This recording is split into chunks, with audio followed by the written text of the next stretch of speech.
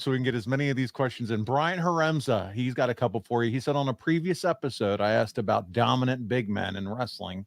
You were just talking about one of the best, if not the best ever. Who are a couple big men that you thought if the company had gotten behind them more, they could have been a dominant force like Vader was? Well, Kane comes to mind right away, but they did use Kane properly. I mean, and he held his end up. I mean, the guy was a monster, absolute monster. You know, Vader kind of set the table, didn't he? He did. For the big guys. He did. He came over to WWF, but never got that title run. You know, they had him with Jim Cornette there, and he did his thing for a little bit. Yeah, I mean, that, you know, him, Taker, Kane, they all kind of stand out. You know, I think Mark Henry, you know, who I worked with, you know, as a producer, and it was real easy to say, Mark, I pictured this for you.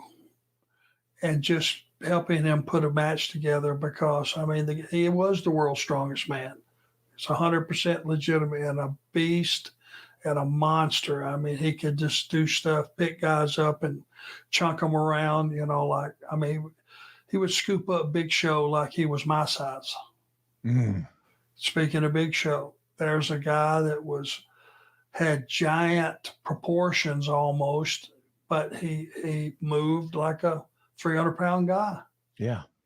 You know, and he was smart and he was coachable. And just because he was that size and that strong, he never looked at me and went, you know, like looked down his nose at me. If I had something to offer him, he was pretty sure that I had thought about it in depth before I ever even brought it up. So, you know, I got to mentor him being a young guy, which I really enjoyed because, you know, he took my advice and he applied it. He was coachable. Big time.